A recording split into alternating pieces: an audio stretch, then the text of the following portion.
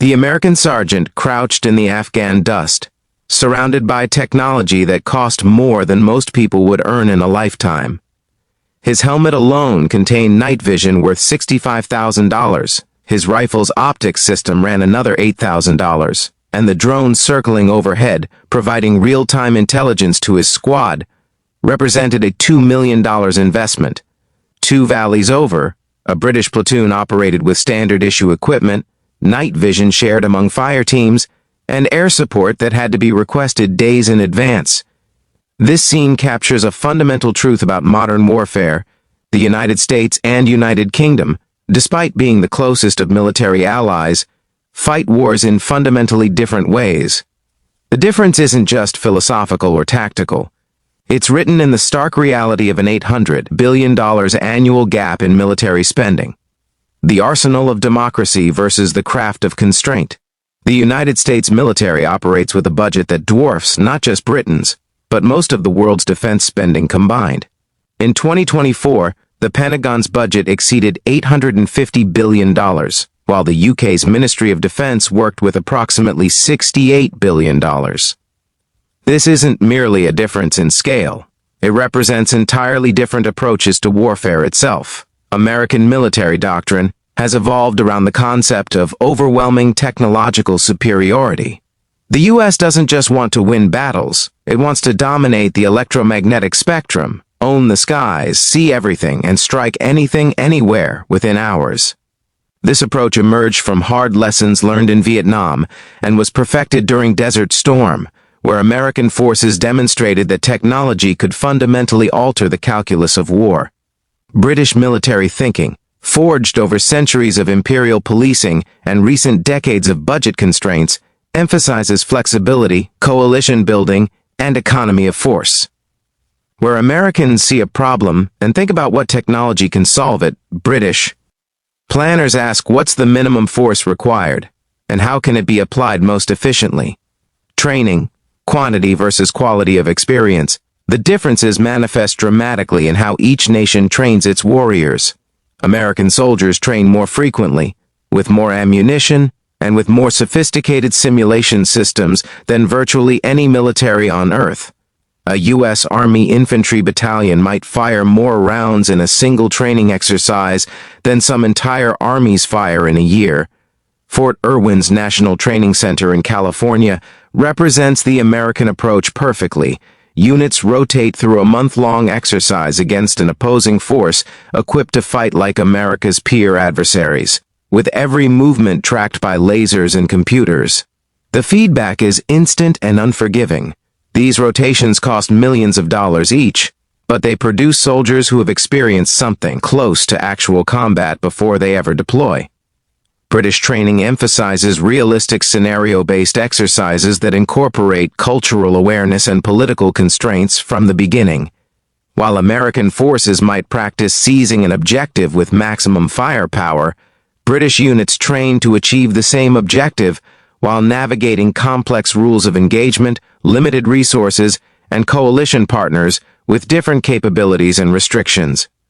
The British Army's training areas are smaller, ammunition allocations tighter, and simulation systems less sophisticated. But this constraint breeds creativity. British NCOs become masters of maximizing limited resources, and British officers learn to think strategically about second and third order effects from the start of their careers. The logistics tale, self-sufficiency versus strategic dependence. Perhaps nowhere is the difference more stark than in logistics. The U.S. military maintains a global logistics network that can sustain operations almost indefinitely without host nation support. American forces deploy with their own power. Generation, water purification, food service, medical facilities, and even their own coffee shops and gyms. During the initial invasion of Iraq in 2003, the U.S. established bases with amenities that astonished coalition partners. Air conditioning in the desert, hot meals 3 times daily, robust internet connectivity. The American military brings a piece of America wherever it goes. This isn't mere luxury, it's calculated force preservation. Well-fed, well-rested, and comfortable soldiers perform better and sustain operations longer. British forces operate more expeditionary by necessity. They excel at establishing smaller footprints, working with local infrastructure, and maintaining effectiveness with leaner supply chains. When British forces deploy, they bring what's essential and adapt to local conditions for everything else. This approach reduces the logistics burden but requires soldiers and commanders comfortable with discomfort and uncertainty. Air power, dominance versus precision.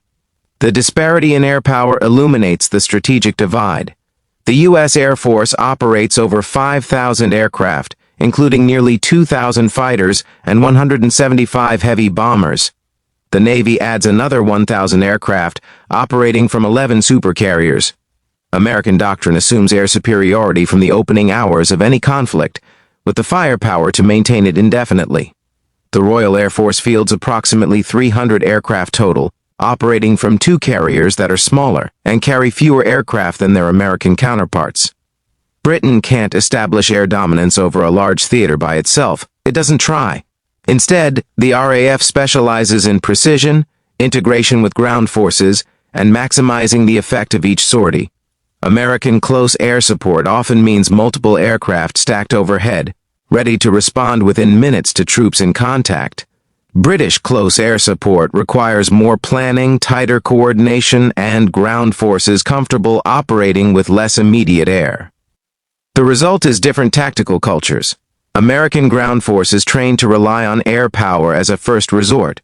British forces viewing it as a carefully husbanded resource to be used decisively. Technology, fielding the future versus perfecting the present. The American military's appetite for cutting-edge technology is legendary. From stealth aircraft to railguns to artificial intelligence, the Pentagon pursues technological advantage relentlessly. Sometimes this works spectacularly. GPS-guided munitions revolutionized warfare. Sometimes billions are spent on programs that never deploy, but the underlying philosophy remains. Technology wins wars, and America will pay whatever it takes to maintain technological supremacy. The F-35 Joint Strike Fighter program exemplifies this approach. With a total program cost exceeding $1.7 trillion over its lifetime, it represents the most expensive weapons system in human history. Yet the U.S. is building over 2,400 of them, accepting the enormous cost because the capability is deemed essential. Britain operates as a sophisticated customer, buying enough high-end systems to remain interoperable with American forces, while investing more heavily in proven, mature technologies. The RAF is purchasing 138 degrees Fahrenheit 35s, a significant commitment for Britain, but a fraction of the American buy. For other capabilities, Britain often upgrades existing platforms rather than developing entirely new ones. This creates interesting dynamics.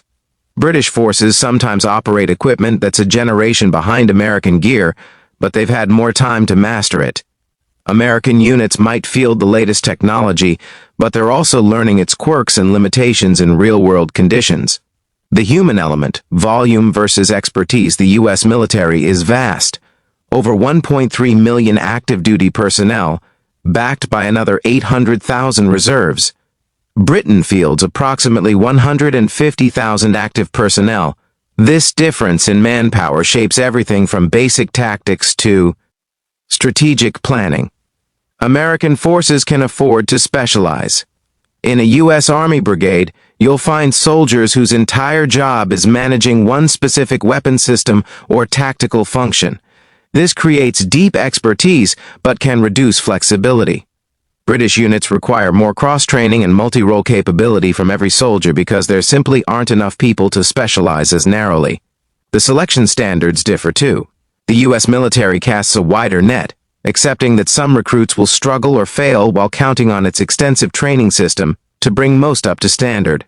British recruitment, constrained by smaller numbers and budget limitations, is more selective up front. The Royal Marine selection course has a 50% failure rate. British Army infantry training is longer and more demanding than its American equivalent. This creates forces with different cultures. The American military reflects American society, diverse, energetic, and optimistic, with systems designed to extract performance from average soldiers. The British military is smaller, more homogeneous, and relies more heavily on tradition, esprit de corps, and the expectation that every soldier will perform at a high level. Doctrine, effects-based versus mission, command these differences in resources, training, and culture, produce distinct operational doctrines. American military doctrine emphasizes effects-based operations, defining desired outcomes and applying whatever resources necessary to achieve them. If intelligence suggests an enemy position, American planning considers the full spectrum of capabilities. Can it be struck from the air, engaged with artillery, targeted with missiles, or assaulted by ground forces? Often, the answer is all of the above. British doctrine centers on mission command, giving subordinate leaders clear objectives but maximum freedom in how to achieve them. This approach emerged from necessity when British forces policed an empire with limited communications and scattered garrisons, but it remains relevant. With fewer resources, British commanders must trust subordinates to achieve objectives creatively rather than overwhelming problems with firepower. In Afghanistan, these doctrines produced notably different approaches. American operations in some areas resembled industrial siege warfare. Massive fire bases, extensive surveillance networks, and kinetic operations launched whenever insurgents were located. British operations in Helmand Province involved smaller bases, more foot patrols, and emphasis on understanding local tribal dynamics. Neither approach was universally successful, but they reflected different theories of victory. Americans believed superior firepower and persistent presence would break insurgent will. British planners emphasized winning local support and building Afghan capacity with smaller footprints and less kinetic activity. Coalition warfare, the bridge builder's role. Ironically, Britain's resource constraints make it invaluable in coalitions. The UK has become the world's most experienced coalition military, skilled at integrating with partners, operating under international mandates, and navigating the complex politics of multinational operations. American forces can operate unilaterally if needed. They have the lift, logistics, and firepower to conduct major operations without coalition partners. This capability is strategically valuable but can create diplomatic challenges. Britain rarely operates alone at scale, making British forces naturally adept at the compromises and coordination that coalition warfare demands. In NATO operations, British officers often serve as translators between American power and European sensibilities. They understand American doctrine and capabilities, but also appreciate European concerns about proportionality, civilian casualties, and post-conflict responsibilities. This bridge-building role, born of necessity, has become a unique British contribution to Western military operations. Sustainability, sprint versus marathon. The financial disparity also affects operational sustainability. The American military can surge enormous resources for major operations, but sometimes struggles to sustain them over years. The costs of simultaneous operations in Iraq and Afghanistan strained even the Pentagon's budget, leading to extended deployments and deferred maintenance. Britain's smaller military can't surge the same way, but has developed systems to sustain long-term commitments efficiently. British forces maintained continuous presence in Northern Ireland for nearly 4 decades, in Cyprus for over 60 years, and in various Middle Eastern locations for generations. This requires different planning. Britain thinks in decades where America sometimes thinks in years. The future battlefield as warfare evolves toward drone swarms, cyber operations, and space-based capabilities. The spending gap may become even more significant. The U.S. is investing heavily in next-generation technologies, hypersonic missiles, directed energy weapons, artificial intelligence for battlefield decision-making, and autonomous systems. These programs each cost billions and aim to maintain American dominance in emerging domains. Britain is investing in similar areas but at much smaller scale, focusing on niche capabilities and integration. The UK can't match American spending on artificial intelligence, but it can develop doctrine for employing AI systems effectively. Britain won't field thousands of autonomous drones, but it can pioneer tactics for using them in coalition operations. Two sides of the same coin. The stark reality is that American and British forces, despite shared language, history, and values, now fight wars in fundamentally different ways. The $800 billion gap isn't just about money. It represents divergent approaches forged by different resources, strategic cultures, and historical experiences. American forces bring overwhelming capability, technological superiority, and the logistics to sustain operations almost indefinitely. They fight wars of machines, sensors, and precision munitions, where information dominance and firepower supremacy are assumed prerequisites for success. British forces bring tactical flexibility, coalition expertise, and the ability to achieve objectives with minimal resources.